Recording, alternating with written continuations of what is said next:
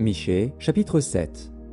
Malheur à moi, car je suis comme à la récolte des fruits, comme au grappillage après la vendange. Il n'y a point de grappe à manger, point de ces primeurs que mon âme désire. L'homme de bien a disparu du pays, et il n'y a plus de juste parmi les hommes. Ils sont tous en embuscade pour verser le sang, chacun tend un piège à son frère. Leurs mains sont habiles à faire le mal. Le prince a des exigences, le juge réclame un salaire, le grand manifeste son avidité, et ils font ainsi cause commune. Le meilleur d'entre eux est comme une ronce, le plus droit pire qu'un buisson d'épines. Le jour annoncé par tes prophètes, ton châtiment approche. C'est alors qu'ils seront dans la confusion. Ne crois pas à un ami, ne te fie pas à un intime. Devant celle qui repose sur ton sein, garde les portes de ta bouche. Car le fils outrage le père. La fille se soulève contre sa mère, la belle-fille contre sa belle-mère. Chacun a pour ennemi les gens de sa maison. Pour moi, je regarderai vers l'Éternel.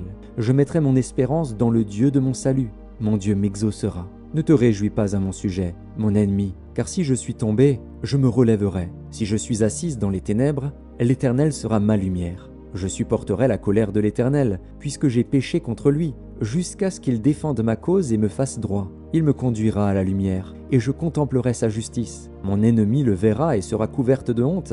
Elle qui me disait « Où est l'Éternel, ton Dieu ?» Mes yeux se réjouiront à sa vue. Alors elle sera foulée aux pieds comme la boue des rues. Le jour où l'on rebâtira tes murs, ce jour-là tes limites seront reculées. En ce jour, on viendra vers toi de l'Assyrie et des villes d'Égypte, de l'Égypte jusqu'au fleuve, d'une mer à l'autre et d'une montagne à l'autre. Le pays sera dévasté à cause de ses habitants, à cause du fruit de leurs œuvres. Paie ton peuple avec ta houlette, le troupeau de ton héritage, qui habite solitaire dans la forêt au milieu du Carmel. Qu'il paisse sur le Basan et en Galaad, comme au jour d'autrefois. Comme au jour où tu sortis du pays d'Égypte, je te ferai voir des prodiges. Les nations le verront et seront confuses, avec toute leur puissance. Elles mettront la main sur la bouche, leurs oreilles seront assourdies. Elles lécheront la poussière, comme le serpent, comme les reptiles de la terre. Elles seront saisies de frayeur hors de leur forteresse. Elles trembleront devant l'Éternel, notre Dieu. Elles te craindront. Quel Dieu est semblable à toi, qui pardonne l'iniquité, qui oublie les péchés du reste de ton héritage? Il ne garde pas sa colère à toujours, car il prend plaisir à la miséricorde.